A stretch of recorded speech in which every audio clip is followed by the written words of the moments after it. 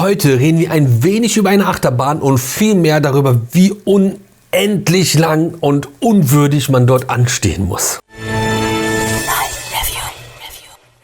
Mahlzeit, herzlich willkommen beim Radio-Video-Magazin und einem neuen Review meinerseits, und wir reden heute über einen Indoor-Coaster. Schwer da viel zu zeigen, und noch witziger wird es dann, wenn ein Kinderrides-Hersteller so eine Großachterbahn baut quasi.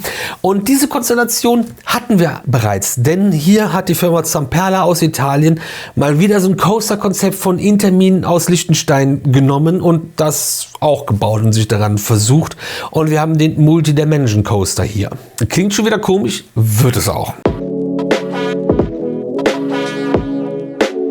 Name Story. Wir haben hier die Dream Factory und nimmt man die chinesischen Schriftzeichen, die die Rollercoaster Database mit aufführt und schmeißt die in Google Translate oder ChatGPT, kommen wir auf Fabrikabenteuer. Und das ist auch eher das, was dort passiert, denn es geht in eine Fabrik, die von außen ein bisschen komisch aussieht, in der Warteschlange ein paar Props und Gestaltung hat. Es gibt eine Pre-Show und es gibt dann halt verschiedensten Media-Content bei der Fahrt, der ein Fabrikabenteuer zeigt, wo dann zum Beispiel ein Schmelzetiegel umkippt und wir schnell zurückfahren müssen, um uns davor zu retten. Sonst ist bei der Fahrt nicht wirklich Gestaltung, sondern es gibt halt nur diese Screens, wo man stehen bleibt oder dran vorbeifährt, und das ist es dann leider auch schon. Und auch das, was an Gestaltung jetzt irgendwie in der Warteschlange ist, wird durch Megafongeschrei kaputt gemacht.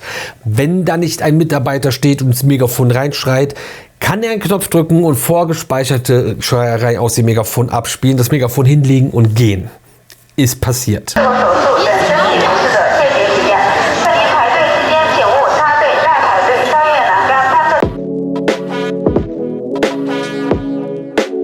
Dann sind wir auch schon beim Thema, wo sind wir hier eigentlich? Und zwar befinden wir uns im Wuxi-Sunak-Land in China. Diesen Park gibt es seit 2019, ist ein großer Park, hat wirklich crazy Rides, sehr viele Flat Rides, ein riesen B&M Wing Coaster Falcon, das ist eine richtig geile Kiste, verlinke ich euch da das Review. Oder auch von Mack Rides, ein Blue Fire Clone gibt es hier zu entdecken und viele andere coole Rides in einem relativ großen Park. Daten und Fakten, nicht viel Tamtam, Meinung und Gefühle. Zamperla aus Italien ist der Hersteller. Es ist ein Multi-Dimension Coaster, Factory Coaster.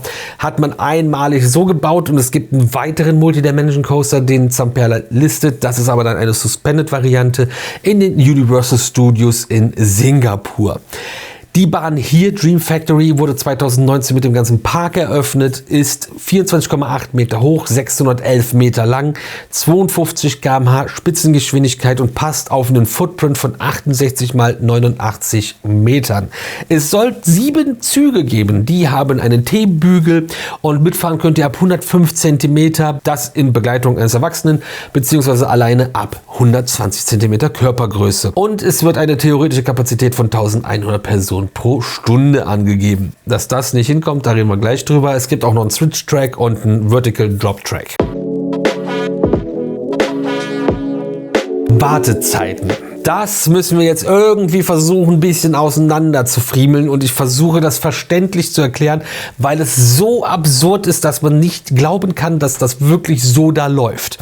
Und zwar ist das so: Man geht in diese Attraktion rein, wie man ganz normal in eine Attraktion reingeht und sich anstellt. Und es ist im Park so, es gibt verschiedene Eintrittsmodelle, und um alles zu fahren, braucht ihr halt das größte Ticket, damit ihr alles fahren dürft. Aber es gibt dann kein Wristband ums Handgelenk, sondern ihr werdet fotografiert und das Ganze wird im System hinterlegt, und dann muss man an einer Attraktion in so eine Kamera gucken, da ist ein Mitarbeiter, und dann erkennt die Kamera, ob du heute für den Tag ein Ticket hast. Aber nicht nur, dass das Gesicht gecheckt wird, es wird dann auch die Größenmessung an dieser Stelle gemacht.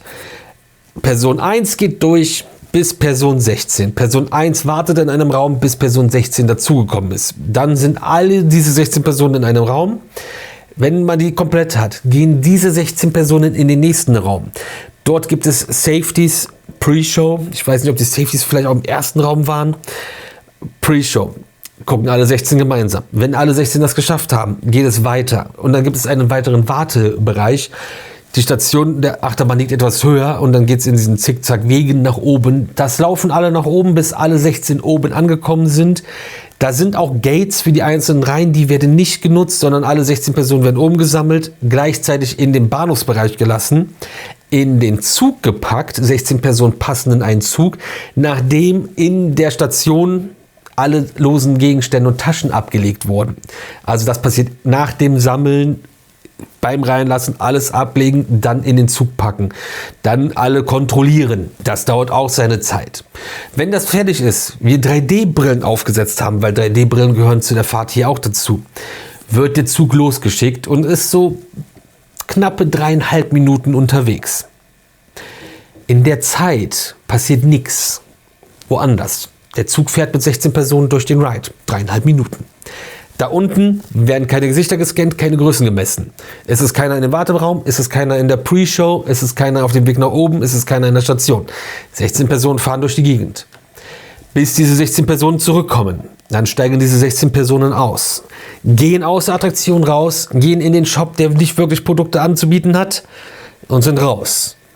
In der Zeit passiert immer noch nichts. In der Station passiert nichts, unten passiert nichts. Es sind Mitarbeiter in der Station, die begutachten den Zug, wie schön er da steht. Wir sind im Dreizugbetrieb unterwegs. Das bedeutet übrigens, 2 Züge fahren den ganzen Tag leer durch diese Halle, haben Verschleiß, ohne dass Menschen mit drin sitzen und fahren da leer durch die Gegend. Die beiden Züge sind dann auch irgendwann mal zurück.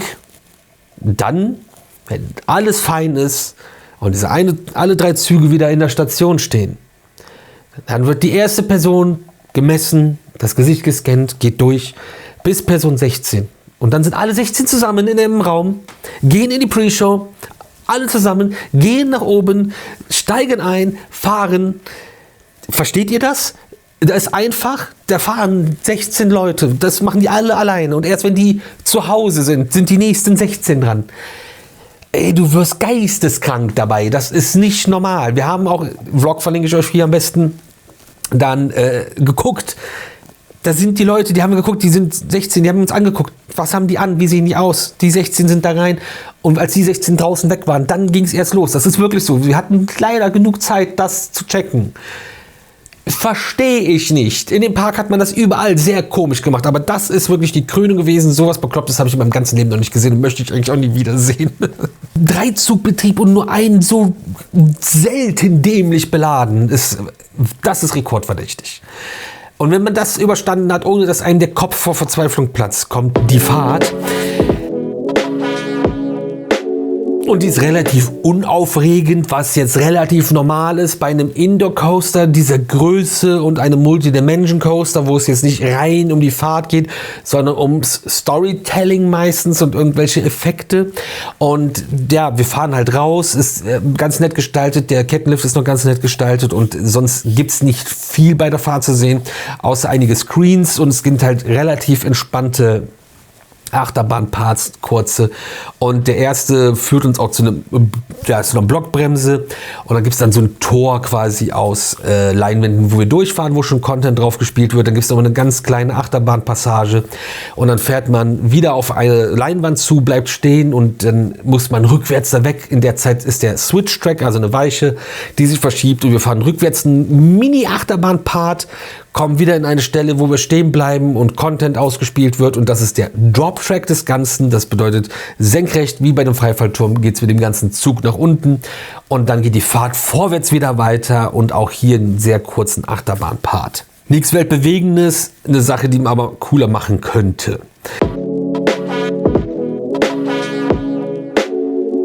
Und da sind wir nämlich beim Fazit. Also keine Frage, die Operations machen es der Bahn nicht leicht zu performen und einen guten Eindruck zu hinterlassen und machen viel kaputt. Aber die Fahrt ist jetzt wirklich nicht herausragend. Die Achterbahnpassagen sind kurz und nicht crazy. Das Ganze fährt sich jetzt auch nicht grandios und wie auf Wolken. Der Content ist unterdurchschnittlich. Die Gestaltung ist nicht wirklich vorhanden. Man könnte da halt sehr viel draus machen, und diese Art von Achterbahn lebt davon, dass man da mehr draus macht, und das ist hier irgendwie halt nicht passiert. Das ist halt super schade. Man könnte da mehr machen. Die Bahn wäre jetzt auch irgendwie ein bisschen hinten runtergefallen. Hätten wir jetzt nicht so ausführlich drüber gesprochen, aber diese grottige Abfertigung bringt der Bahn jetzt noch ein bisschen Fame. Aber nichtsdestotrotz ist das ja wirklich, also das habe ich so noch nicht gesehen und wir haben viele nicht gute Operations gesehen schon. In China, in Dubai, Abu Dhabi, Saudi-Arabien, aber das toppt alles, was die da gemacht haben. Und das war dann quasi auch schon alles, was mir noch zu Dream Factory da einfällt, im Wuxi-Suna-Land irgendwas.